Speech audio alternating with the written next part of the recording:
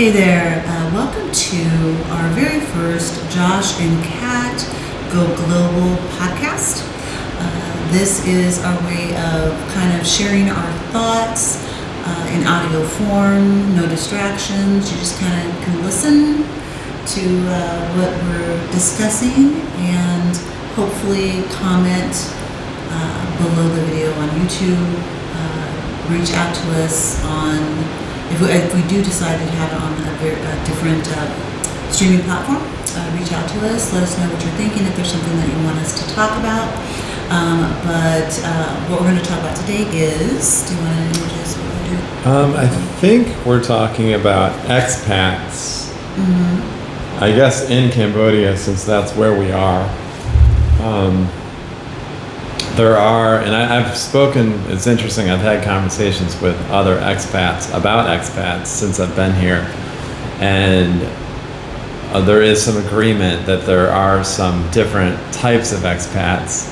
I think there's two main groups, and we'll talk about that, and maybe our opinions on how one should act as an expat in another country, and go from there, see where the conversation leads. Yeah, I think that the other day the reason why I was like, we've got to do a video or something talking about people that are expats that are in the area that we're in, because we've spoken about the friendly nature of Cambodians and how the smile goes a long way, and the kind things that we've observed.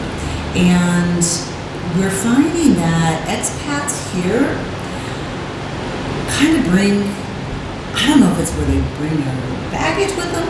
Oh, definitely. Definitely some do. Yeah, the negative attitude and the scours, like they just look unhappy. Yeah, I think Kat just combined scowl and sour, which is a good word because it's kind of a sour look and a scowl. So they're scours. It's fitting. Yeah. Don't you think? Maybe. Yeah, like we recently, I think one reason why Kat brought up this as a potential topic is we went to our favorite local restaurant right down the street from where we live, and we walked in, and it is a restaurant that's frequented by expats. And by the way, expat, without Googling it, and maybe this will be embarrassing, I'm going to sort of guess what it really means, but if you haven't heard the term, it's somebody who's moved away from their home country and they're living in another country. And so I think it's like former patriot, like expat. You're no longer in your country, now you're somewhere else. And here, locals call us foreigners. I don't know what the Khmer term is. I've heard it before. I just can't think of it right now. But they have a term for foreigners. But generally, we're thought of as foreigners. But a lot of times, we refer to ourselves as expats. Yeah, and I don't think we ever I don't think that we ever really think like, we're anything other than immigrants, visitors. Yeah, but that's us. Not everybody thinks that way. Yeah, and because I really want to talk about it because I have noticed it's really, really, like you, of course, you may go somewhere and people are looking at you, sometimes it might be the way I'm dressed and they're just like, yeah, what, but the foreigners that I've seen, the expats that I've seen, they are so, like the vibe and the frowns and like you can literally be in a small area and there will not be any eye contact. They won't speak to you. You'll see that they will do the prayer hands and nod to Cambodians. Sometimes, but not always. But that is not something that they do for, like, me myself, I'll go and I'm ready to like smile and say hello or whatever, and they're basically like either looking right through me or looking away. Yeah. Right? Yeah. So since we're not like that, it's hard to put ourselves in their shoes. And not all expats are like that, of course.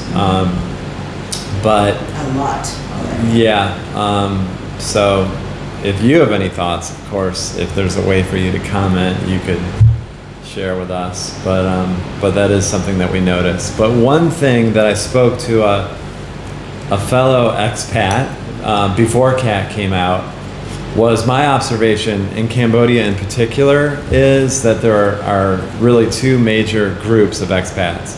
One group comes here to extract what they can. Meaning, like one person actually told me they came here to get rich. They're in their 20s. They want to retire by the age of 40. So they came to this developing country where, frankly, a lot of locals are poor, and they want to do what they can to make as much money as they can in a short time, so they can retire early. So that's extracting. They didn't say Definitely not on my they didn't say anything about helping anybody here, learning the language, assimilating. They're here to get rich quick and retire young. Yeah, someone told us the other day, I'm just here for the oil. Yeah, somebody, exactly. I'm from Texas and I'm just here for the oil. It's like, oh. Yeah, so there's that too. And then, unfortunately, in Southeast Asia, there is a pretty prominent element of single older men who come out here after, not having success with their romantic lives, and they just, I guess, hear stories that you come out here and you don't have to change your ways, you don't have to improve as a person, but you may have more success finding a girlfriend because there's a power dynamic.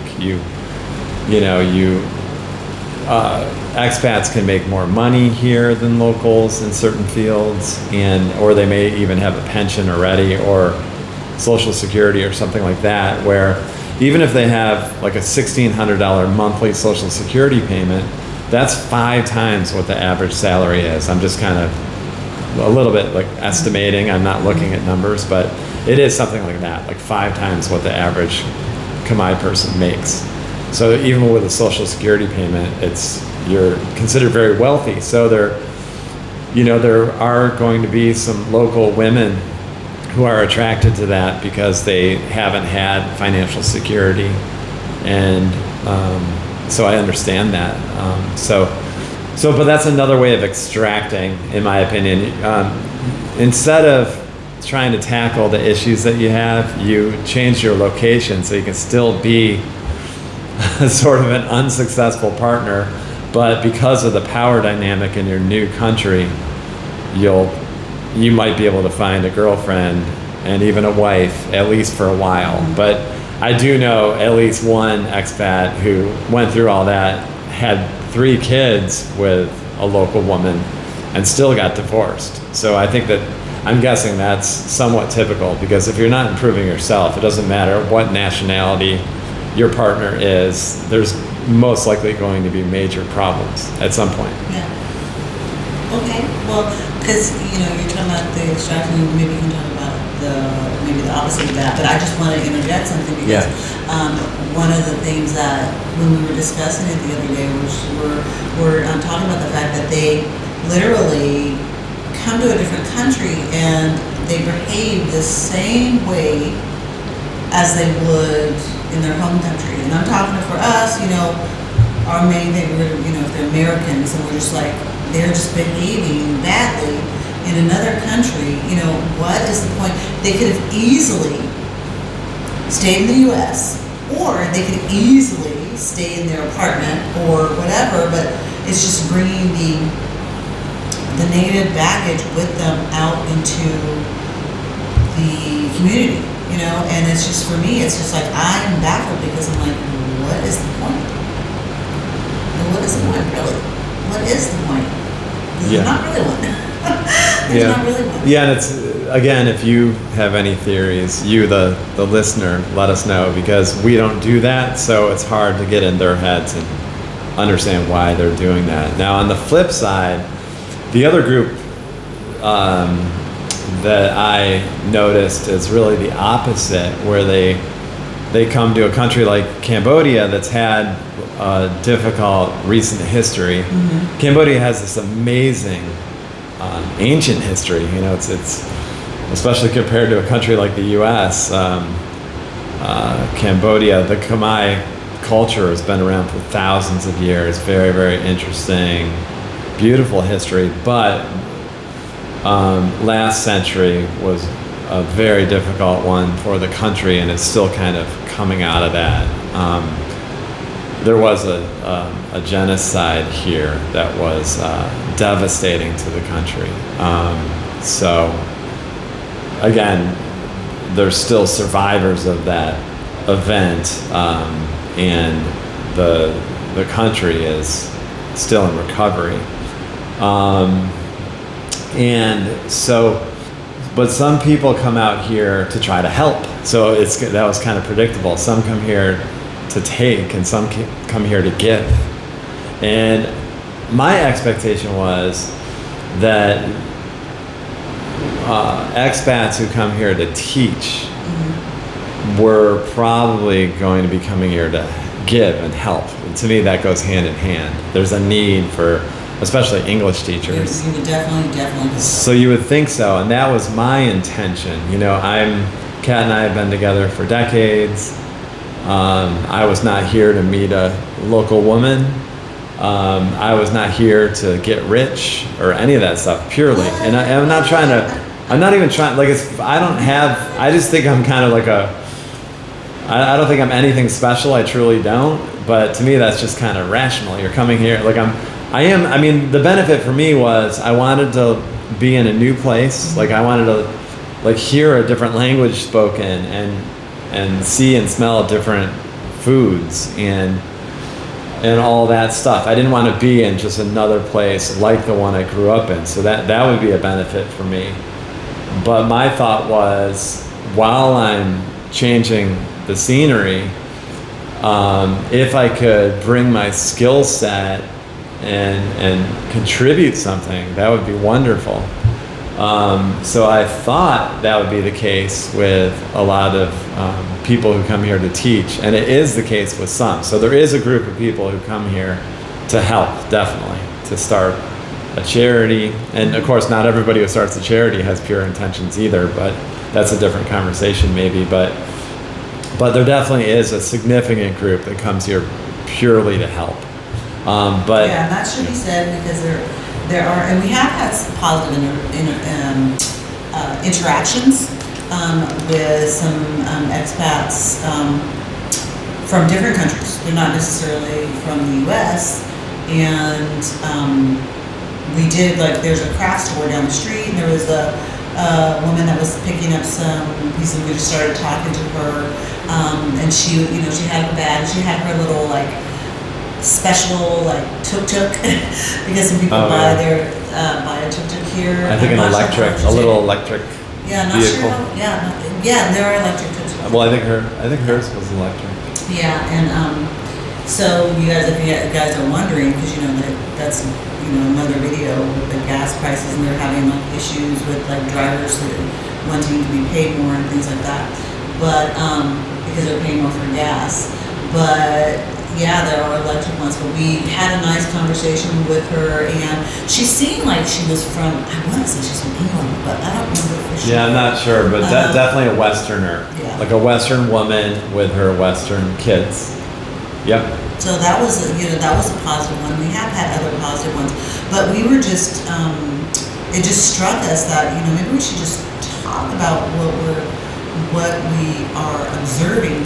Really quickly, and also the woman at the cafe on the other side of town when you first came out at Oxygen, we met a very nice woman from England who's a teacher. Oh, yes. So that was a similar vibe where, we said something nice to her that was completely genuine, and she really appreciated that. So she said something nice to us, and we kind of developed a friendly relationship. And we've even mentioned that we should have connected on Telegram. Telegram is the app that a lot of people communicate on over here, but we didn't. So we'll have to go back to that cafe and see if we can find her someday. Yeah, well, we're curious. Josh mentioned commenting already, but we're curious if you've traveled to different places and you've noticed tourists, expats, foreigners, visitors, travelers that have not embraced or have which I just don't understand why someone would be here and just not be friendly at all. But if you noticed interactions, positive or negative, we'd love to know. We'd love to know where you visited. Comment below, and maybe you have a different opinion about it. One thought, just to interject, there probably are some people who are here against their will, meaning not literally human trafficking, although unfortunately that exists almost everywhere too, but they may work for a corporation. Let's just say they're, I guess I'll bring up Germany again. They work for a German bank and they're transferred to Phnom Penh, Cambodia. And so they're here, but they're not too happy about it. They miss their family. They miss their favorite German restaurant and their German beer. And so they're sort of dragging around here because they're stuck here for a few years without wanting to be here. That could be a thing. I'm sure there's some people like that. Yeah, I guess you never know. I guess you never know what if it's happening with enough frequency to make it stand out, then it's like, okay, what's the deal, Yeah. So guys, so we're not going to keep you for very long when we're doing these little At least not for now. not for now, and occasionally it might be in video form, but please comment below, let us know if you, and subscribe, we would love that. Please subscribe to our channel, we're really trying to grow it. And Josh has his own channel that's separate, that it is the Recovering. Yeah, it's Recovering American. I think my full handle is Recovering American 2025. So go ahead and go over and subscribe to him. Check That's out on his YouTube. videos. He's just started an admin. We may, our channels may look a little bit different, and I may be having one that's an independent channel also. But if you can subscribe to these two that we have thus far, we really appreciate it. Okay, guys, thanks for listening, and talk soon. Sign out. Bye-bye. Bye-bye.